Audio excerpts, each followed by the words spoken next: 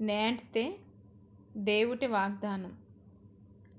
ఆత్మతోటే నడతని మనసు, జీవము సమాధానము ఆసిమిందే.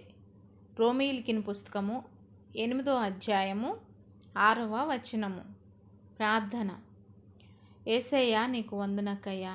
ఇద్దో ప్రభువా, నేడు ఈ వాగ్దానతిని క్యాన్స్త నీ పిల్లం వేసి వందనాకు నాయనా. మరి నీ మాటకెత్తాటు నీ పిల్లంకందరికీ ఆయుష్ తిని ಆರೋಗ್ಯಕ್ಕಿನಿ ನೆಮ್ಮದಿ ತಿನಿ ಈಶ್ವರೇ ಮುನ್ನಡೆಗೆ ನಡಿಪಿಸ.